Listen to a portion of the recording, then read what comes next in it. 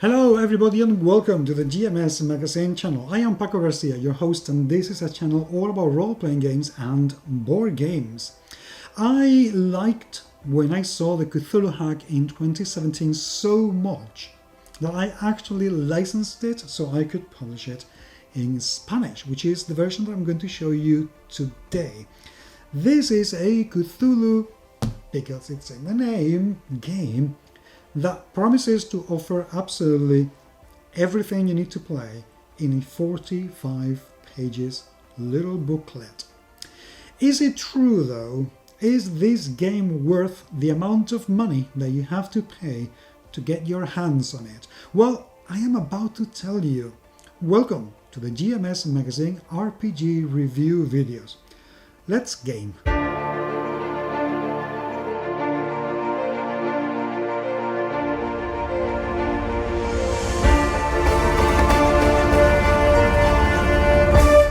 As I said at the beginning, this video comes with a bit of a caveat because you already know what I think about the game. I liked it enough to actually license it. And because I must admit that I've lost my copy, I have to show you the Spanish one, which is way thicker because there is the Cthulhu Hack, and there is a book I wrote, and an adventure I wrote, and another adventure another writer wrote, and those things are going to come to Kickstarter soon to be published in English, but right now they're only in Spanish. So the Cthulhu Hack is about this much. Even less, because this edition comes with extra monsters that are not published in the British edition. But it doesn't matter, because what I want to give you is the review on the game that I actually bought into so heavily and invested into so much. The production of the book is absolutely fine, although to be perfectly honest, the edition that I got, it wasn't great. The layout was a little bit flimsy here and there, the illustrations were alright, so there weren't anything absolutely fantastic, and it needed a little bit of TLC in order to bring it to be really gorgeous. However, let's take that aside for a second, and I am not one for doing this very often, I have to say, because for me looks and feel of books matter an awful lot. In this case though, I read the book on my way back from Spiel to Valencia, from front to back, the whole thing, read. And I just... The book is rather well written, even though there are a couple of rules that need a little bit of specification and clarification in some places. Not very many, mind you, just a couple of the special gifts and abilities that the players, the investigators, can get. The rule system is based on the Black Hack, so it is a hack of the Black Hack, called the Cthulhu Hack, and that's why it's called that. Character creation is disgustingly easy and simple and quick and rewarding. You're going to have your 6 usual standard abilities of strength, dexterity, constitution, intelligence, wisdom, and charisma. You're also going to have some special abilities that, depending whether you want to create the characters from scratch or choosing from one of the 4 archetypes, you're going to be able to choose more or less freely. Abilities will include anything from being able to heal a wound once per hour to actually be able to do something truly special once per gaming session.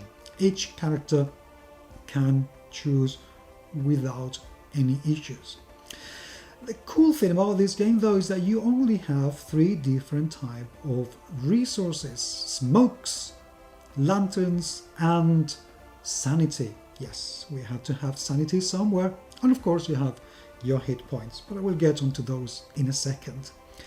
The reason why this game is so rewarding, so simple to use, is because you only have two ways of roll the dice. You can either roll for your abilities, in which case you take a look at your strength, dexterity, so blah blah blah, and you have to roll underneath what you have, and it means underneath. So if your ability score is 11, you have to roll 10 or under, and as you can imagine, that becomes harder or easier depending on how strong you are, or wise, or whatever. The cool thing though, and this is what I really liked, is that the other resources, Lantern and Smokes, what you roll is depending on what die you have associated with it, which can be anything up to a d10. Anything you want to do, you actually can do, evidently within reason. You're going to get the yes. However, and this is the cool thing, is that if you roll a 1 or a 2, you get a yes, but you get a complication. Something goes wrong, something goes awry. Or you get a yes. However, if you roll a 1 or a 2 and you get a complication, the next time you roll for the same resource, you're going to roll one die below. So if you start with a d10 and you roll a 1 or a 2, the next time you roll for the same skill, you're going to roll a d8. If you have a 1 or a 2 on a d8, the next time it will be a d6, and then a d4. And if you roll 1 or a 2 on a d4, then that's it. That resource is spent. You either have run out of bullets, of money, of mental stamina, whatever it is, you cannot keep using it. You need to replenish, or you need to rest, or you need to go away forever if you actually do that on a sanity roll. When you get a 1 or a 2 on a sanity roll, then you need to take a look at the list. You roll a 1d10 and you get an effect. That can be anything from you feel dizzy to you just collapse on the floor and become useless. So yeah, it can be a very punishing game if you roll an awful lot of dice. The notion though, the idea is that the story is what's actually going to take the focus, not the mechanisms. But as mechanics go, this is so simple to grasp, insanely simple to grasp. The book also comes with a small bestiary of 10 creatures that you can use right away, all the stats with how much damage they do, and beware because you are not going to have an awful lot of hit points, and you're not going to do an awful lot of damage, with 1d4 or 1d3 being the average, and getting a little bit more damage if you are either truly strong or using weapons. There is a chapter on magic. Yes, you have spells that come at a cost and are not cheap to either obtain or to cast. And to make matters better, the 45 little pages gem comes with another little adventure that's been perfectly designed to bring you into the world of Lovecraft and give you a really truly oppressive atmosphere where the investigators are thrown into the adventure in medias res in a very good way. Is this worth the amount of money you have to pay to get your hands on it? Absolutely yes. I mean, do I really need to even say this?